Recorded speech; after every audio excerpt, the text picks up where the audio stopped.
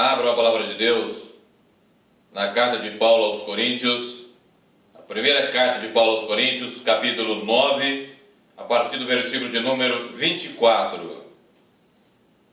Aqui nós encontramos um princípio espiritual muito importante para a vida de qualquer cristão. 1 Coríntios 9, 24. Não sabeis vós que os que correm no estádio, todos na verdade correm, mas um só leva o prêmio? Correi de tal maneira que o alcanceis. E todo aquele que luta, de tudo se abstém. Eles o fazem para alcançar uma coroa corruptível, nós, porém, uma incorruptível. Mantenha sua Bíblia aberta na 1 Coríntios, capítulo 9. Nesses dois versículos nós vemos Paulo fazendo uma analogia entre um esporte olímpico, entre uma luta também e a vida cristã. Ele coloca aqui duas coisas. Em primeiro ele fala de uma corrida e também depois de uma luta. E o cristão é chamado não só a correr, mas também a lutar, e todas as duas coisas espiritualmente. Pois aquele que pratica o esporte vai em busca de uma coroa corruptível, em busca de uma glória efêmera e temporal. Mas o cristão, o verdadeiro cristão, vem para lutar e para prosseguir, correndo em busca de uma coroa incorruptível, ou seja, a vida eterna, ou seja, a pátria celestial, a casa do Pai. Por isso, no versículo seguinte, no 26, ele diz o seguinte: pois eu assim corro, não com a coisa incerta, assim combato, não como batendo no ar. A mesma analogia, pois aquele que corre uma corrida, aqui disputando um prêmio temporal, uma coroa corruptível, é em busca de algo incerto. Ele não tem certeza daquilo que ele vai alcançar, ele não tem certeza, mas aquele que de fato recebeu do Senhor e está vivendo em santificação, tem a certeza daquilo que ele vai encontrar. Ele não está lutando, como Paulo diz, dando murros ou esmurrando o ar.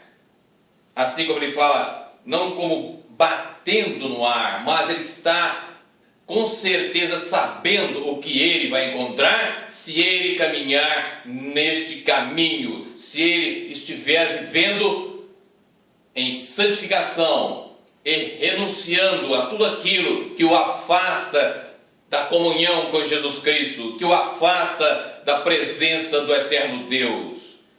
Ele, nessa analogia, nessa pequena analogia, ele quer nos ensinar muitas coisas, porque no versículo seguinte ele vai dizer o que ele tem que fazer para ser vencedor nessa luta e nessa corrida. Veja bem, no versículo 27. Antes, esmurro ou subjugo o meu corpo e o reduzo à servidão, para que pregando aos outros, eu mesmo não venha de alguma maneira a ficar reprovado.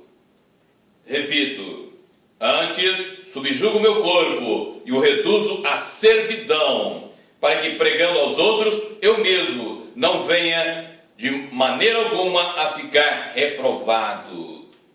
Aqui há um princípio espiritual tremendo. É o próprio apóstolo Paulo, ao dizer isto, ele está nos ensinando do risco e do perigo de estarmos tremendamente enganados sobre aquilo que estamos vivendo. Quando ele diz, se nós não estivermos subjugando o nosso corpo, se nós não estivermos de fato, nos submetendo à lei de Deus, nós estamos enganados. Este versículo é a mesma coisa aqui no original, a mesma coisa que ele usa na 2 Coríntios 13:5, onde, quando ele fala de ser reprovado, ele está dizendo não é somente uma perda de uma herança ou de um galardão ou de uma recompensa ministerial. Não, ele está falando sobre o risco de perder a salvação, sobre o risco de perder a sua herança eterna. É isso que ele está dizendo. E veja bem, quem é que está falando? É o próprio apóstolo Paulo.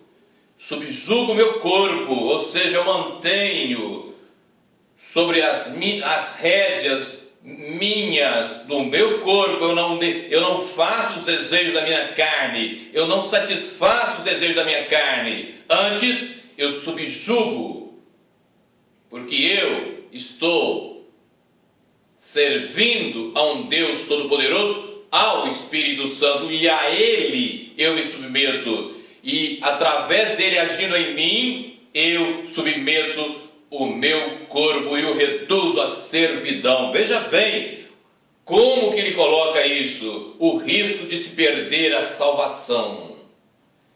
E agora, em seguida, entrando no capítulo 10, ele vai usar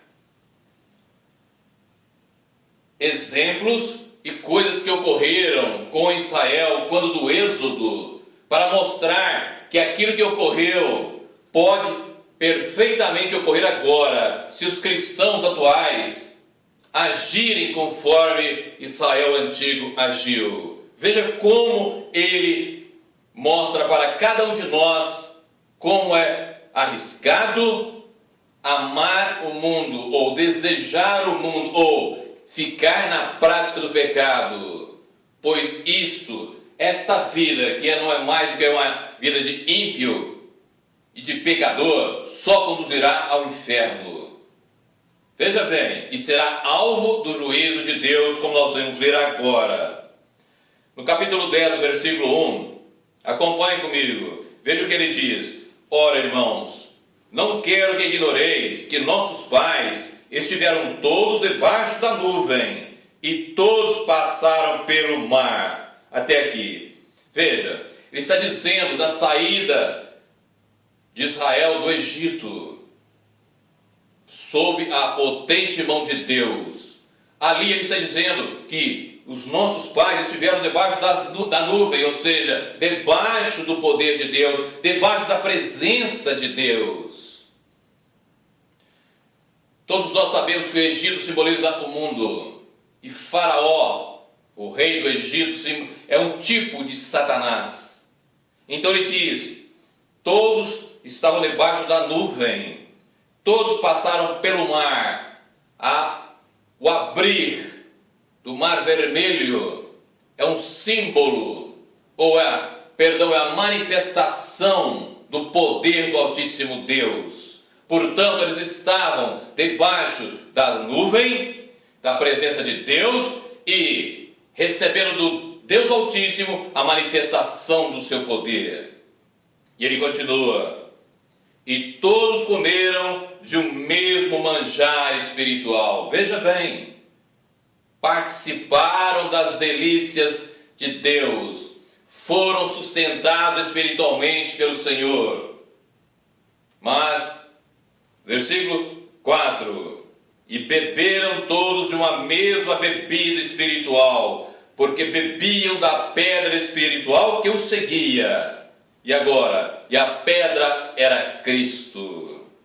Veja bem, e esses todos, com exceção de Josué e Caleb, todos foram prostrados, foram rejeitados por Deus. E por que foram? Porque deram vazão a uma vida de pecado, deram vazão à idolatria, à imoralidade. E por isso, Deus simplesmente os destruiu. Deus simplesmente fez, então, com eles aquilo que ele faz de fato com qualquer um que vira as costas para ele e o rejeita. Deus os rejeitou. Basta nós lermos a carta aos Romanos, no seu capítulo 1, quando nós vemos que por 3 versículos seguidos, no 24, no 26 e no 28, está escrito o seguinte: Deus os abandonou, Deus os rejeitou, em outra tradução. Por isso, aqui nós vemos que de tanto murmurarem, de tantos se idolatrarem, de tanto adorarem a falsos deuses, de tanto entrarem numa vida promíscua, Deus os rejeitou. E isso é o que Paulo escreve para que nós tomemos cuidado. Porque hoje nós encontramos em igrejas e mais igrejas que são tolerantes em extremo ao pecado, e números que até incentivam. Continuando, no versículo 5, veja bem agora o que a palavra de Deus diz: mas Deus não se agradou da maior parte deles, pelo que foram prostrados no deserto.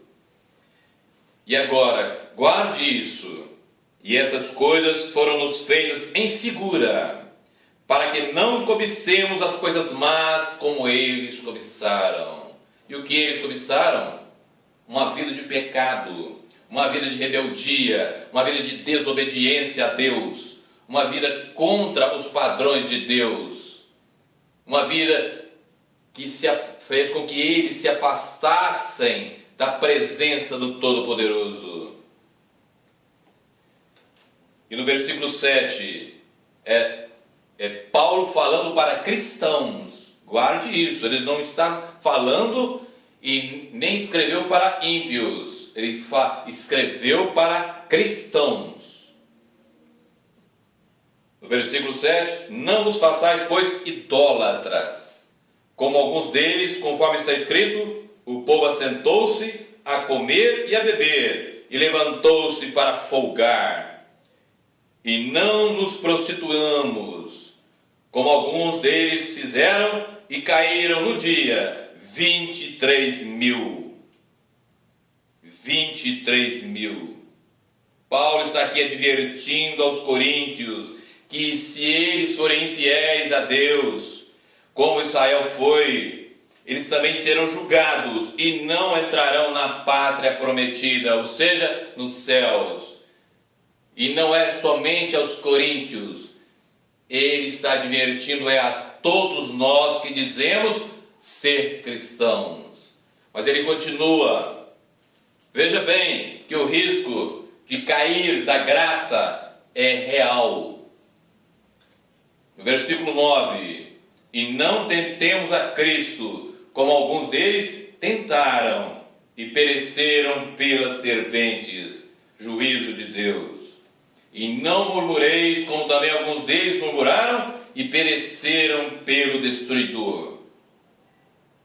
Ora, tudo isso lhes sobreveio como figuras, novamente, pela segunda vez, e estão escritos para aviso nosso, para que já são chegados os fins dos séculos.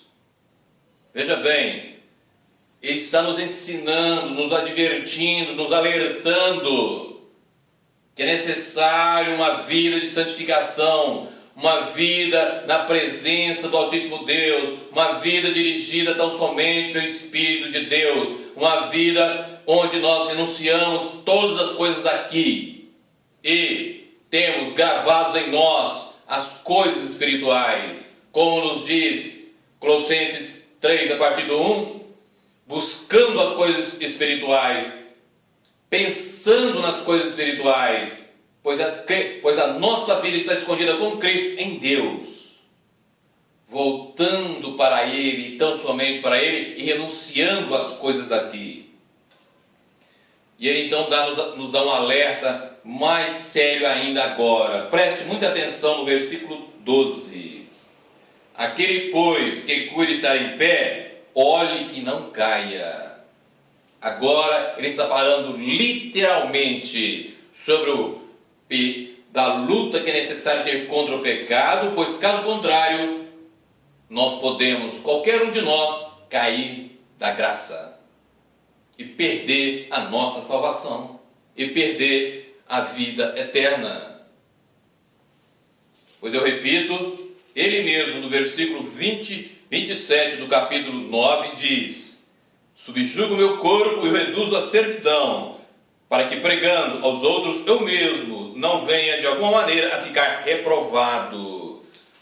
E ser reprovado, como eu disse, significa perder a salvação, a herança eterna. Então ele nos chama a atenção aqui, para que nós prestemos atenção e vivamos uma vida de obediência a Deus, que vivamos uma vida conforme a palavra de Deus quer.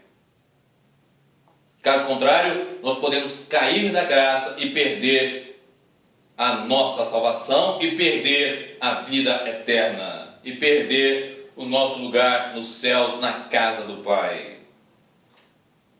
Mas muitos vão dizer, ou podem afirmar, que não consegue vencer o pecado, que não consegue ficar sem pecar, como muitos já me disseram. Então o versículo seguinte, 13, vem em resposta a isso. Veja o que ele diz: não sobreveio sobre vós tentação senão humana, mas fiel é Deus, que não vos deixará tentar acima do que podeis.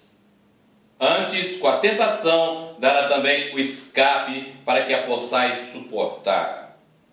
Antes, eu digo o seguinte: eu não estou dizendo que o cristão não peca, mas o cristão não vive na prática do pecado. Porque muitos vêm e dizem que não consegue vencer isso, que não consegue ficar sem pecar, que não consegue ficar sem a prática diária do pecado. Então a resposta está aqui.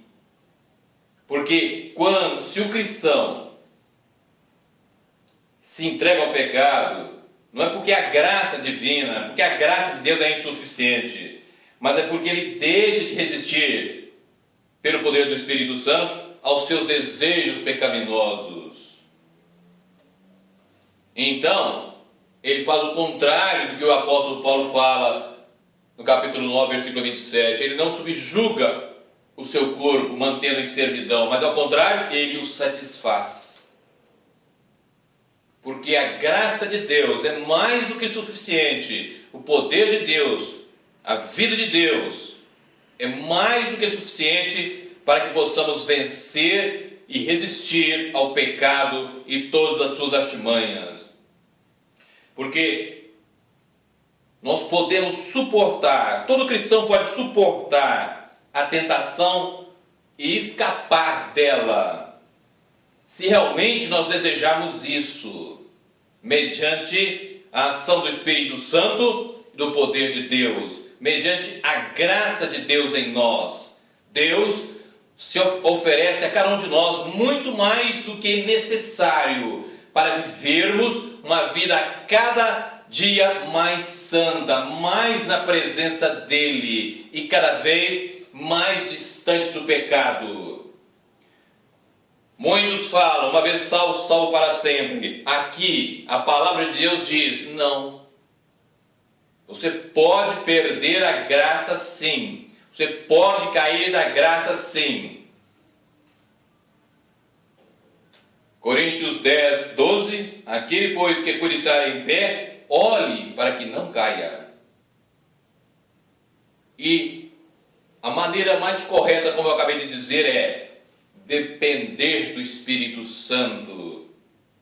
Dia após dia, vivendo segundo a palavra de Deus. Não segundo doutrinas humanas, não segundo costumes sociais, mas segundo a palavra de Deus, tendo uma vida de intimidade com Jesus, tendo uma vida de comunhão com o Senhor, buscando sempre mais conhecer a sua palavra e conhecê-lo como Deus Todo-Poderoso.